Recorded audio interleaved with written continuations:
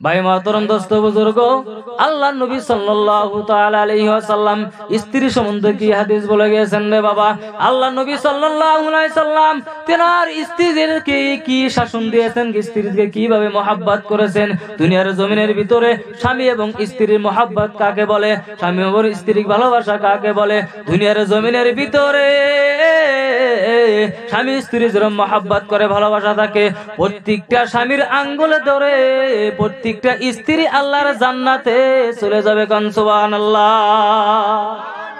কিন্তু স্ত্রীর মতো স্ত্রী হওয়া লাগবে না নাই ভাই। যেটি স্বীকার করে এটি একটাও বিয়ে করে নাই, আর যেটি বিয়ে করছে একটাও স্বীকার করে না।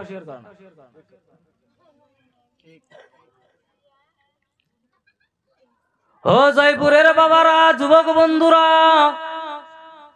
হেদায়েত করার মালিক হলো আল্লাহ, আমি হেদায়েত করার কেউ না। আল্লাহ যদি হেদায়েত করে তাহলে সে হেদায়েত পাবেন, আমি হেদায়েত করার কেউ না। এ জয়পুরের মা বোনদেরকে বলে যাই, ও মা, তুমি যদি স্বামীকে ভালোবাসো, স্বামীকে মহব্বত করো, তাহলে তোমার স্টাইল একমাত্র স্বামীকে দেখানোর মতো স্টাইল করা লাগবে। কিন্তু এমনও দেখা যায় পুরুষ বাড়িতে বসে থাকে, মা বোন জয়পুরে বাজার করে আছে না না। আমি ওই পুরুষকে বলি, বাবা আপনি বুরকা পরে বাড়িতে বসে থাকেন, আপনার পুরুষের আর ক্ষমতা নাই। আপনি একটা স্ত্রী কন্ট্রোল করে রাখতে পারেন না, তার কি পুরুষ হলেন আপনি? ও বন্ধুরা, বাবারা, প্রত্যেকটা স্বামীর আঙ্গুলে ধরে স্ত্রী জান্নাতে যাইব। দুনিয়ার জমিনের ভিতরে আল্লাহ রাব্বুল আলামিন বলেছেন যে মাত্র স্বামী স্ত্রী এক বিছানার ভিতরে ঘুমায় যায় রে বাবা, এমনও হাদিস আল্লাহর নবী বলেছেন যে ওই স্ত্রী স্বামী এবং স্ত্রী এরকম ভাবে শুবে জানি মাঝখানে একটা চুল পরিমাণ জায়গা খালি থাকে না। জোরে কোন সুবহানাল্লাহ।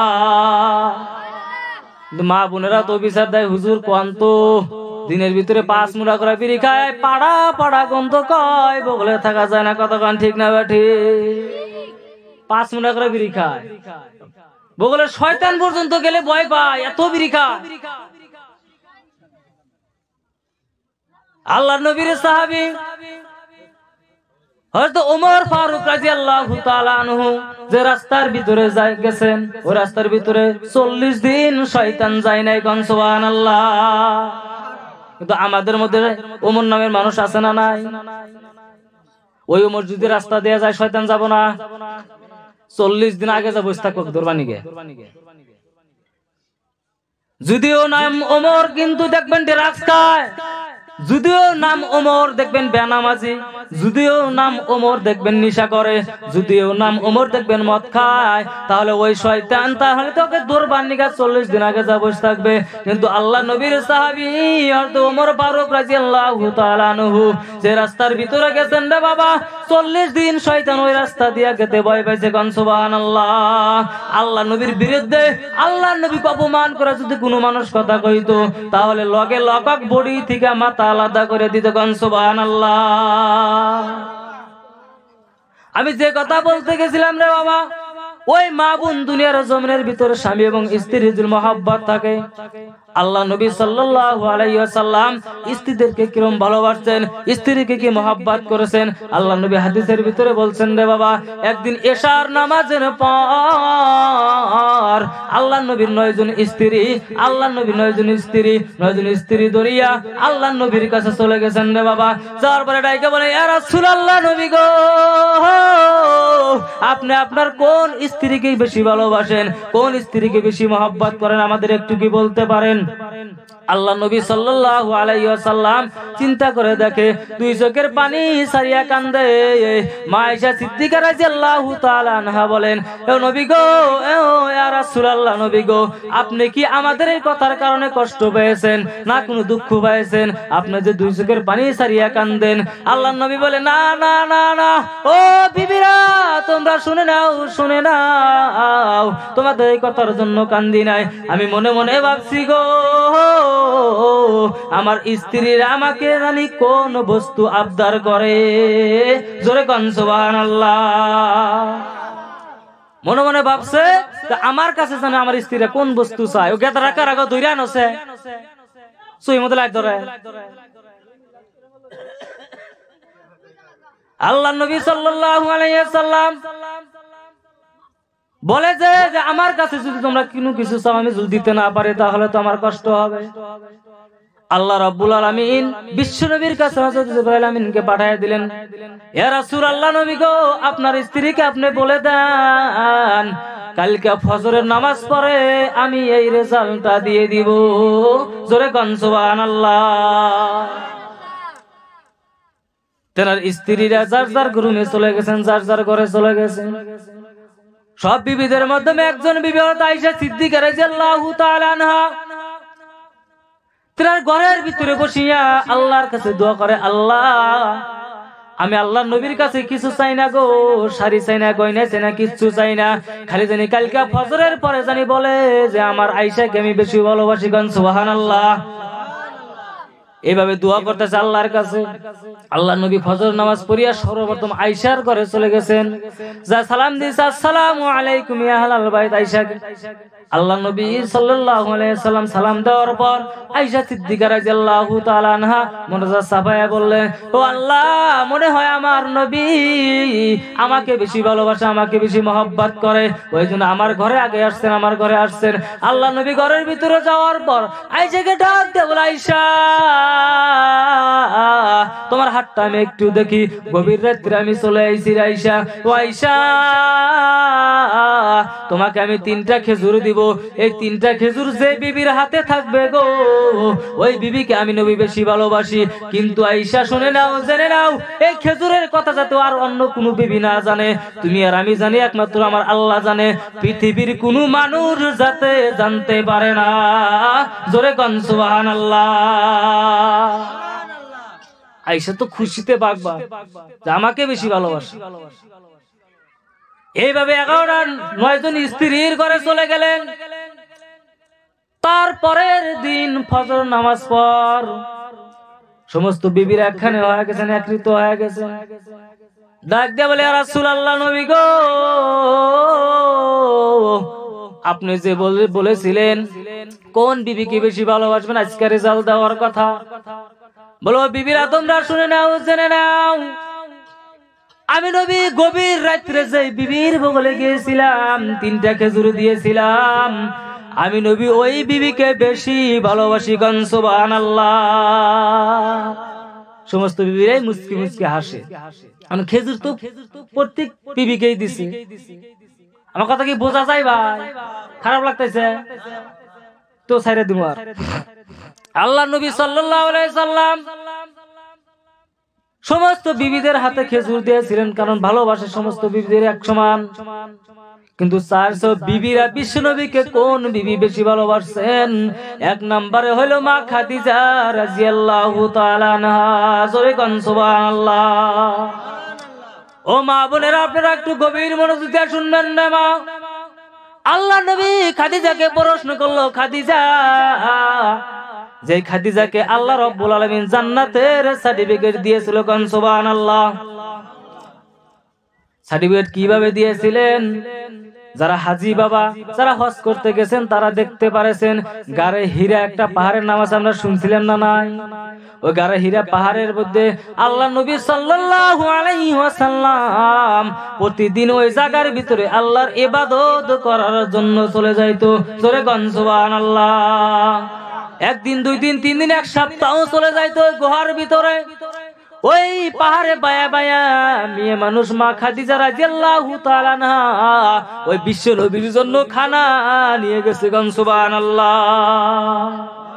আর ওই পাহাড়ের ভিতরে লিফট হইছে, সিঁড়ি হইছে, কিন্তু ওই জামানায় লিফটও আসলো না, সিঁড়িও আসলো না। ওই সময় খাদিজাকে প্রশ্ন করা হলো, খাদিজা তুমি আমাকে কিসের জন্য ভালোবাসো, একটু বলো না, বলো না। খাদিজাকে বলার পরে খাদিজা ডাক দিয়ে বলে, ইয়া রাসূলুল্লাহ নবী গো, আপনি জন্মের পরে বাবার আদর পান না, জন্মের পরে ভালো করে মার আদর পাই নাই গো নবী। ও নবী গো, এই মক্কার ভিতরে আপনাকে ভালোবাসার মতো কেউ নাই গো নবী। আপনার বংশের মানুষেরা, আপনার জাতের মানুষেরা আপনাকে মারপিট করে, আপনাকে অত্যাচার করে, আমি খাদিজা আপনাকে স্বামী হিসাবে গ্রহণ করেছি। ইয়া রাসূলুল্লাহ নবী গো, এই মক্কার ভিতরে যে সময় আপনার কেউ ছিল না, আমি খাদিজা আপনাকে বিবাহ করেছি। এই মক্কার কাফের বেঈমানেরা আমাকে বলেছিল, খাদিজা এই গরিব মোহাম্মদকে বিবাহ করিও না, এই আব্দুল্লাহর সন্তান মোহাম্মদকে তোমরা বিবাহ করিও না। আমি খাদিজা জবাব দিয়েছিলাম, এই মক্কার কাফের বেঈমান, তোমরা শুনে নাও, জেনে নাও, এই মক্কার ভিতরে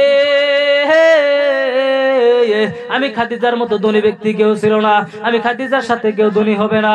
কিন্তু আমি এই খাদিজা বলে গেলাম, এ কাফের বেঈমান, তোমরা শুনে নাও, জেনে নাও, আমার যত ধন সম্পদ ছিল, আমার যত টাকা পয়সা ছিল, আমি আমার সমস্ত ধন সম্পদ আমি বিশ্বনবী মুহাম্মাদের পায়ে ঢালিয়ে দিলাম। একটু জোরে বলা যাবে কি ভাই? সুবহানাল্লাহ, নারে তাকবীর। আল্লাহ নবী সাল্লাল্লাহু আলাইহি সাল্লামের স্ত্রী মা খাদিজা রাদিয়াল্লাহু তাআলা আনহা এই কথা বলার পরে আল্লাহ রাব্বুল আলামিন জিবরাইলকে ডাক দিয়া বলে, জিবরাইল যাও যাও, চলে যাও, আমার হাবিবকে বলে দাও আমার আল্লাহ আমার খাদিজাকে সালাম দিয়েছে। একটু জোরে কন্যা সুবহানাল্লাহ। আল্লাহ নবী বলল, খাদিজা, এই জিবরাইল এসে খবর দিয়ে গেল, রাসূলুল্লাহ নবী গো, আপনার খাদিজাকে আমার আল্লাহ নিজে সালাম দিয়েছে। তার কপালে হয় আল্লাহ নিজে যাকে সালাম দিছে ওই ব্যক্তি কি আল্লাহর জাহান্নামে যাইতে পারে? কথা কোন ঠিক না বেটি? আল্লাহর জাহান্নামে যাব কি? যে খাদিজাকে আল্লাহ রাব্বুল আলামিন জান্নাতের সার্টিফিকেট দিয়ে দিবেন, ওই খাদিজা আল্লাহর নবী সাল্লাল্লাহু আলাইহি সাল্লামের কাছে একদিন বলল, ইয়া রাসূলুল্লাহ নবী গো, আপনার কাছে আমি কোনোদিন চাই নাই, কোনোদিন কিছু চাই নাই, আপনার কাছে আমি তিনটা বস্তু চামো গো, আপনি কি আমাকে দিতে রাজি হবেন? আপনি যদি দেন তাহলে আমি খাদিজা খুশি হইয়া যাইব। একটু জোরে কোন সুবহানাল্লাহ। ও মা বোনেরা, কিসের জন্য স্বামীকে ভালোবাসো না, স্বামীকে মহব্বত করো না? যে স্বামী মাথার গাম পাতায় ফেলিয়া একমাত্র ফ্যামিলির জন্য, স্ত্রী ছেলে মেয়েদের জন্য, এই সংসারের জন্য, একমাত্র ওই স্বামী তোমার জন্য রোদের ভিতরে মাথার গাম পাতায় ফেলিয়া রোজগার করে। ও মা বোনেরা, আল্লাহ নবীর স্ত্রীরা বিশ্ব নবীকে কি ভালোবাসছেন? ও মা, তোমারও আদর্শ ওই সাহাবীদের আদর্শ, তোমার সাহাবীদের আদর্শ যদি মানতে পারো গো, তাহলে কাল কিয়ামতের দিন তুমি মা ফাতেমার সঙ্গে জান্নাতে যাইতে পারবা। জোরে কোন সুবহানাল্লাহ। খাদিজা রাদিয়াল্লাহু তাআলা আনহা বিশ্ব নবীকে ডাক দিয়া বলল, ইয়া রাসূলুল্লাহ নবী গো, আপনি একটু শুনেন, তিনটা আবদার করব, ওই তিনটা আবদার যদি আপনি মানেন তাহলে আমি খাদিজা খুশি হয়ে যাইব। এক নাম্বার আবদার বিশ্বনবী বলো, ঠিক আছে, বলো না বলো না। এক নাম্বার আবদার হইল, এক নাম্বারে আমি মরার পর আমি খাদিজা দুনিয়া থেকে বিদায় হয়ে যাইব, যেই টাইমে, ওই টাইমে আপনার জুব্বা আপনার জামা দিয়া আমি খাদিজার কাফনের কাপড় দিবেন কিনে একটু বলেন। আল্লাহ নবী রাজি হয়ে গেলেন। দুই নাম্বারে আর একটা কথা বললেন, দুই নাম্বারে বললেন, ও রাসূলুল্লাহ নবী গো, আপনার কাছে দুই নাম্বার আবদার হইল, যতক্ষণ পর্যন্ত আপনার মাথার পাগড়ি দিয়ে আমাকে সিনা বন্যা দিবেন, অতক্ষণ যেন আমাকে কবরে নেন না। আপনি আবার আপনার মাথার পাগড়ি দিয়া আমাকে সিনা বন দেওয়া রাজি আছেন কিনা একটু বলেন। আল্লাহ নবী রাজি হয়ে গেলেন। তিন নাম্বার আবদার হইল, তিন নাম্বারে বিশ্ব নবীকে ডাক দেবে, রাসূলুল্লাহ নবী গো, তিন নাম্বারে যতক্ষণ পর্যন্ত আমি খাদিজার সওয়াল জবাব না হবে গো, অতক্ষণ পর্যন্ত আপনি নবী আমার কবরের পাশ থেকে আসবেন না। কেন কেন কেন? আল্লাহ নবীর স্ত্রী বলে, খাদিজা বলে, ইয়া রাসূলুল্লাহ নবী গো, যদি আল্লাহ রাব্বুল আলামিনের ফেরেশতা মনকার নাগিরা এসে বলে, মান রাব্বুকা, আমি খাদিজা বলি আমার রব আল্লাহ, যদি আল্লাহ বলে আমি খাদিজা চিনি না, ওই জন্য আপনার কবরের সামনে বসে থাকা লাগবে। বহু টাইম হয়ে যায়, সাহাবারা বলে, ইয়া রাসূলুল্লাহ নবী গো, আপনি বাড়ি চলেন। বিশ্ব নবী আইসেন না, কিসের নাকি আইসেন না? আল্লাহ নবী সাল্লাল্লাহু আলাইহি সাল্লাম বসিয়া কবরের পাশে বসিয়া আছেন। এরকম টাইমে হযরত জিবরাইল এসে বলে, ইয়া রাসূলুল্লাহ নবী গো, আপনার আর বসে থাকতে হবে না, হবে না, আপনার খাদিজার সওয়াল জবাব আমার আল্লাহ নিজে দিয়েছে। গণ সুবহানাল্লাহ। তাহলে বিশ্ব নবীর আদর্শ আমাদের মানা লাগবো না নাই ভাই? খালি মাথা নড়ান লাগবো না নাই? প্যান্ডেল থেকে বাড়ার পরে ইনশাআল্লাহ থাকবো কি? আমি কিন্তু জয়পুর মাঝে মাঝে মাসে মধ্যে দুইবার করে আসি। এখানে আমার বোনের জামাই বাড়ি, আবার চাচার বাড়ি, মাসে মাসে দুইবার করে আসি। যদি আল্লাহ নবীর সুন্নত মানতে পারেন আর দুনিয়ার জমিনের ভিতরে আপনি যাই করেন 5 ওয়াক্ত নামাজ যদি ঠিকভাবে পড়তে পারেন তাহলে সে আপনি ঈমানদার। প্রথমে বলছি যে ঈমান আপনার কাছে আছে ওই ঈমান তো আপনাকে মসজিদ সই নিতে পারে না, ওই ঈমান আপনাকে খারাপ কাজ থেকে আপনাকে বিরত রাখতে পারে না। তাহলে আপনার কাছে কি ঈমান হলো? আপনি তো বলতে পারেন যে আমার নামাজ না পড়তে পারে আমার ঈমান ঠিক আছে। ভাই মাতরম দোস্ত বুজুর্গ, আমি একটা বস্তু অনুরোধ করা যায় দুনিয়ার জমিনের ভিতরে, যুবক ভাই আলটু ফালটু নিশা গাঁজা এনে খাওয়া বাদ দেও ভাই। অনুরোধ এটা, দুইটা পায়ে হাত দিয়া বলি ভাই, যদি তুমি দুনিয়ার জমিনের ভিতরে যুবকদের কথা আল্লাহ রাব্বুল আলামিন বেশি গুরুত্ব সহকারে বলেছেন, যদি একজন যুবক আল্লাহকে আল্লাহ বলে ডাক দেয়, একবার আল্লাহ বলে ডাক